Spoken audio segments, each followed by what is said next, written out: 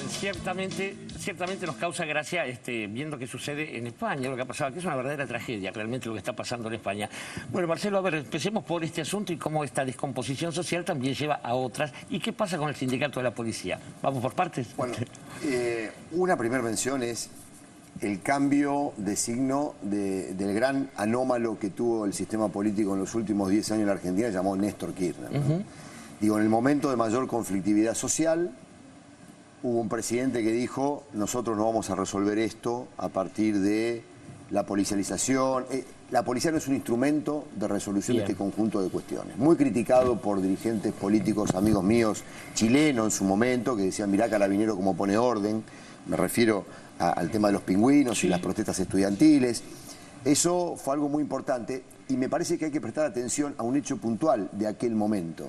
Y es, cuando hay un presidente con fuerte decisión política, con claro mandato en el ejercicio de la conducción sobre las policías, digamos, la cosa se puede. Porque eso ocurrió sin ningún tipo de atenuantes, sin ningún tipo de desvíos. Lo otro me parece a mí de que hay que, cuando se discute el tema policía, me parece que lo que hay que discutir es cuáles son las funciones de la policía, algo que no hemos hecho en 30 años de democracia. La policía no es un kiosco polirrubro, la policía me parece que debe ser muy especializada en lo que son las problemáticas que no puede atender otros órganos estatales ni otros actores sociales, que es la problemática criminal. Claro. Mucho más en una sociedad donde los fenómenos criminales se transforman, son complejos y requieren una mirada muy profesional al respecto. Si esto es así, tenemos que quitarle tareas a la policía que estén vinculadas a lo que es gestión social. Porque me da la impresión a mí de que en una situación de altísima conflictividad, discutir los mecanismos a través de los cuales la policía interviene en esa problemática es uno de los grandes desafíos que tenemos en los últimos tiempos. Pues tenemos una policía que convive con el crimen, que es propensa a generar situaciones de desestabilización a través de participación de saqueo, liberando zonas, de alguna manera estimulando la conflictividad social. Y policías que, cuando vos la dejás un poquito suelta y sin conducción política, se convierten en un instrumento que no es favorable para aquellos gobiernos de los que abrevaron el poder delegado que les permitió constituirse como institución moderna, me da la impresión a mí de que ahí estamos en un problema. Creo que el gran desafío nuestro es empezar a discutir qué tipo de policía queremos. En ese marco hay que discutir el profesional que nosotros necesitamos, qué tipo de policía, y discutir el tema de las condiciones de trabajo. Yo decía en Santa Cruz, hace justamente una semana, me invitaron unos compañeros de una asociación civil policial en Río Gallegos, el viernes de la otra semana, y planteaba, lo más importante es sensibilizar a la sociedad y la política acerca de las condiciones de trabajo de los policías. Esto no significa que esas condiciones de trabajo que imponen el doble empleo para la mayoría de los policías trabajadores, que conviven con la pobreza, que tienen situaciones precarias en sus condiciones materiales de trabajo, que no tienen formación adecuada para la complejidad de problemas que tienen que atender en el día a día, que además tienen regímenes disciplinarios que les impide poder elevar algún tipo de queja o algo por el estilo, porque estas policías, que son del siglo XIX, se estructuran sobre la base de la sumisión de los subalternos sobre la superioridad. Y eso es el bien más preservado por las cúpulas. Por eso todo el régimen disciplinario y policial tiene que ver con estas cuestiones. Es más importante para una policía la desobediencia al superior como una infracción gravosa que un caso de gatillo fácil donde matan a un pibe en un barrio popular. Este tema es un tema que tiene menos relevancia dentro de la institución y hay mucha más defensa corporativa. En cambio, aquel policía que desobedece, esto es letal.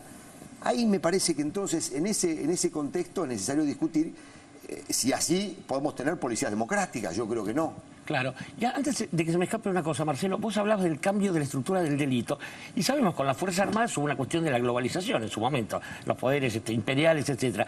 Con el narco, teniendo la DEA de por medio, más las redes internacionales, la trata de personas. Digo, ¿no hay un fenómeno también de globalización del delito que involucra a las policías? Por eso, y nosotros tenemos policías muy locales. Fíjate que la Argentina no tiene una agencia federal de seguridad compleja. Uno de los grandes déficits que nosotros tenemos en nuestro país, la incidencia de la DEA en la mayoría de las policías provinciales, que también tiene como objetivo la regulación del mercado mucho antes que atender el control del mercado desde el punto de vista de la seguridad democrática. Pero a lo que voy es muy difícil, es contradictorio, yo diría, es casi histérico que nosotros le reclamemos sin más a estas policías en estas condiciones, que sepan preservar la libertad de la ciudadanía, que protejan los derechos de la ciudadanía, cuando en realidad laboran en este conjunto de condiciones y no saben lo que es un derecho laboral y la preservación de un derecho laboral. Esto es contradictorio. Y acá entra mucho lo que planteaba Mariana. Fíjate vos que en la mayoría de las policías el arma, que es un instrumento fálico, que es definitorio de lo que es el macho policía, que aquellas policías que se atrevieron a limitar el uso de arma a algunos servicios y de no portarla fuera del servicio, como es la Policía Aeroportuaria, los propios policías se sienten devaluados. Nuestros propios policías se sentían devaluados, se sentían como que no ir armado fuera del servicio los convertía en gente común. Y ellos no eran gente común, tenían que ser 24 horas policías, porque si yo tengo un problema fuera en la calle, si vos tenés un problema fuera en la calle, vos lo tenés que atender como lo atiendo yo, que soy sociólogo y profesor universitario. Claro. De la misma manera, digamos, por cuenta tuya, comprate un arma, andá al RENAR, pedí la aportación. Ahora, si el Estado admite la posibilidad de la aportación 24 horas del arma y la necesidad de que actúe fuera de servicio, entonces el Estado está cometiendo un error garrafal, porque lo está convirtiendo a esa persona en algo distinto de lo que es un trabajador. Claro. Los derechos y las obligaciones de los policías tienen que empezar y terminar en el comienzo y en la finalización de su jornada de trabajo, como cualquier otro trabajador. Entonces, lo más importante no es la sindicalización, sino la laboralización del empleo del policía, convertir al policía en un trabajador. Algunas cosas tendrá consenso dentro de la institución y otras no, se imponen a otra cosa, porque la conducción es política. Vos explicás una vez ahí adentro, la segunda se impone y el que quiera se queda y el que no se va. Esto es así. Ahora, ahí sí me parece que es importante, en un contexto de cambio de todo esto, el derecho a la agremiación y el de negociación colectiva como cualquier otro trabajador. Claro. No así el derecho a la huelga. En la mayoría de los países donde está sindicalizada la policía, que es la mayoría de los países donde han desarrollado procesos de cambio y de reforma muy profundos. Europa, insular, continental, Estados Unidos, que no tiene una tradición sindical como la europea continental, tienen la mayoría de sus policías sindicalizados. En todos está el derecho a la agremiación, a la elección de sus compañeros delegados, compañeras delegadas, y la posibilidad de la negociación colectiva. Y en los lugares donde hay sindicalización no hay conflictividad laboral. Mira, Holanda es un caso donde no está arreglada la huelga, no está prohibida, pero no ha habido huelgas policiales. Siempre se resuelve todo en una mesa de negociación.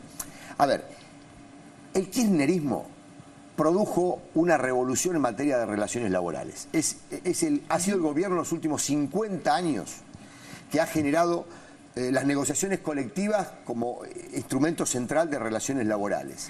El Consejo Nacional de Salario Mínimo Vital y Móvil, la sindicalización de aquellas áreas en donde no estaba sindicalizado el universo, el mejoramiento notable de las condiciones de trabajo de los trabajadores y empleados en nuestro país. Esto contrasta con el mundo policial y los policías tienen contacto con trabajadores. Claro. Ven claramente su indigencia laboral en un contexto de mejoramiento sustantivo de las relaciones laborales de los vecinos, de los familiares, de los amigos. Y entonces ahí se produce un fenómeno de contraste muy sensible, que hay adentro de esas policías que son conservadoras, que tienen muchos de ellos ideologías fascistas, pero que vos como Estado y como sociedad no los podés reificar en ese lugar porque entonces los terminás convirtiendo en una policía brava. Ahí creo que es importante, sí, en nuestro caso, el día que avancemos ahí, pero siempre antes reformando la policía. La sindicalización hoy, en un contexto de militarización, no es posible, no es aconsejable, yo no lo recomiendo. Yo creo que primero hay que fortalecer el gobierno político de la seguridad, definir en un acuerdo nacional, en un gran acuerdo nacional, sin emular a la denuncia, por el amor de Dios, sonó feo eso, sonó feo, pero fuera del gang, en una gran concertación nacional, digamos, ¿qué tipo de policía queremos en cuanto a las funciones, al tipo de organización y cuánto estamos dispuestos a pagar? Porque una policía democrática, bien capacitada, bien dotada, con relaciones laborales plenas, sale una moneda mucho más importante que la que hoy se invierte en ese sistema.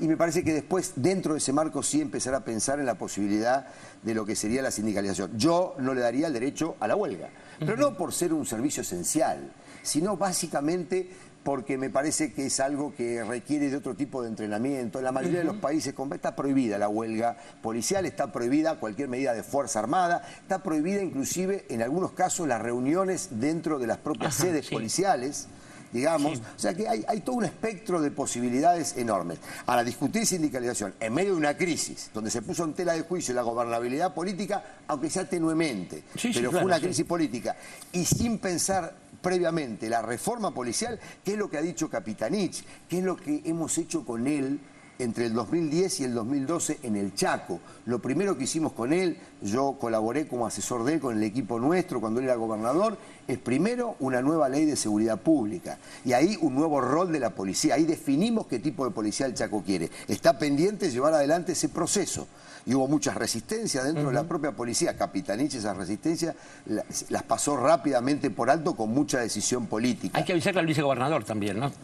Invitarlo a las reuniones, vamos. Los herederos son un problema. Sí, cosa de ellos, pero ¿Edgardo? Sí, a mí me parece que hay algo que pasó ahí lateralmente que me parece que vale la pena detenerse y está en un artículo que escribe, en un reportaje, ¿no?, tuyo hoy en Página, que es el tema del federalismo argentino y de la famosa cuestión de las atribuciones delegadas. Así como en educación se logró un espacio de legislación y de regulación federal, nacional, yo creo que madura en el tema policial lo mismo, porque la localización de la respuesta policial a una problemática de delito complejo y cada vez más, no solo nacional, sino global, me parece que da lugar a una especie de zona oscura donde cada gobernación, incluso cada intendencia, en el hipotético caso de que se municipalizara, podría tener un tipo de atribuciones que podría desvirtuar la idea de una seguridad democrática. Creo que hay que pautar por ahí en algún consejo federal, la forma habría que buscarla, pero hay que buscar una forma de que el país tenga una política de seguridad relativamente coordinada y articulada y por lo menos con principios claros cuya vulneración suponga una transgresión pública, ¿no? No sé cómo lo ves vos. Me parece súper adecuado. No sé cómo lo ves, no, sé cómo lo ves porque lo leí. No, pero me parece adecuado esto. Yo creo que es clave, dada la debilidad de gestión política de la mayoría de las provincias sobre sus policías, la subsidiariedad del Estado Nacional. Me parece que en este punto es importante, creo que el Gobierno Nacional tiene los instrumentos. Hoy hay una ley de seguridad interior, quizá sea el momento de discutirla como instrumento de gestión. Cada vez vemos más la necesidad de que la Gendarmería o fuerzas federales intervengan subsidiando falencias de las provincias. Esto hay que ponerlo en discusión. No puede ser que, como reclamó el actual gobernador de Chaco el otro día, yo pedí 1000 gendarmes y habían pasado 3 horas y no vinieron. No, espere un momentito. Esto no es así, porque la Gendarmería no es un chicle, ni usted pide y le mandan en delivery nada más que 1000 gendarmes. Marchen 1000 gendarmes. Marchen 1000 gendarmes sin contar lo que significa el alojamiento, el traslado, la logística. No, pero además la necesidad, creo que está hablando de la cuestión política, ¿no? Y hay un sistema institucional, lo que le pasó a Córdoba. Córdoba no quiso, por una razón política, pedir la asistencia federal y el gobierno federal no puede enviarlo. En Brasil, cuando el primero comando de la capital, el PCC, manejado por Marcola, un delincuente que sofisticado, digamos, de las cárceles, tomó prácticamente las calles de San Pablo en el 2006, el gobierno de Lula le dijo al gobernador de San Pablo, una cuestión política, dijo, no quiero, incendió el PCC San Pablo, cerca de 400 policías fusilados en la calle. Digo, es un esquema federal, vos no podés intervenir como quieras a dirimir una conflictividad. Entonces, acá tenemos que resolver el tema creando un mecanismo institucional de consulta permanente. Creo que el Consejo de Seguridad Interior es insuficiente, hay que volver a discutir la ley de seguridad interior, que es una ley de seguridad pública en este sentido, y dentro de ese marco quizá, dada que hay un problema de criminalidad compleja creciente y el desarrollo económico de la Argentina estimuló mucho eso. Ciertamente. Porque la pobreza trae problemas y conflictividades. Y la riqueza y el desarrollo económico también, Digo, hay que avisar esto. Y entonces ahí necesitamos trabajar eso. Y por otro lado, yo creo que es necesario descentralizar a nivel de seguridad preventiva en el plano local con las grandes ciudades que no pueden no tener un recurso de intervención policial al respecto. Y ciertamente todo esto exigirá después una especie de consolidación en lo cultural, y lo cultural se verá en los medios, porque si no, veamos qué pasa cuando alguien vuelve a su lógica. Estoy hablando de la señora Martínez de Tiner, conocida como Mirta Legrand.